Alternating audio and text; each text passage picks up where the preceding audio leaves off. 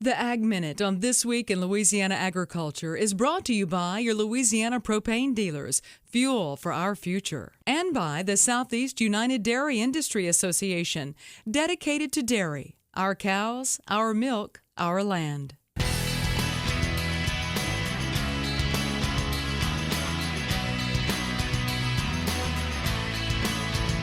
The roar of sugar mills firing up here in the state is still more than a month away, but as This Week in Louisiana Agriculture's Tobie Blanchard shows us, you could soon hear the sounds of sugar processing at a small mill that uses the same technology to make biofuels instead of sugar. With the whirl and hum of shredders and rollers, sweet sorghum made its way through a scaled-down version of a sugar mill. This plant at the LSU AgCenter's Audubon Sugar Institute is processing the sorghum to make biofuels and specialty chemicals.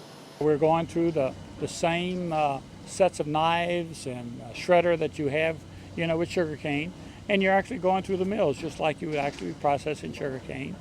And what we hope to get from this would be, of course, the juice. The juice extracted from the sorghum can be clarified and concentrated into a syrup that can be converted into ethanol and eventually into butanol.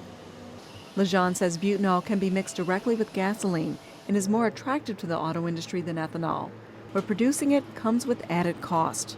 The conversion technology today is very expensive, and that's what some of our partners are trying to do, is look at the conversion technology in hopes that we can do this a lot cheaper and more efficiently.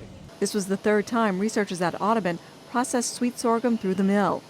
Lejean said when sugarcane harvest starts in the fall, they will run energy cane through it.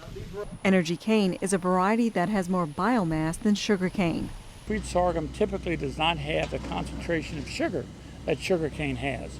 But it's a crop, though, that you can actually plant from seed and you can harvest in 120 days. Sugarcane is planted from stalks and takes a year to grow to harvestable size. Not much sweet sorghum is grown in Louisiana, but researchers are looking at it because it offers several advantages.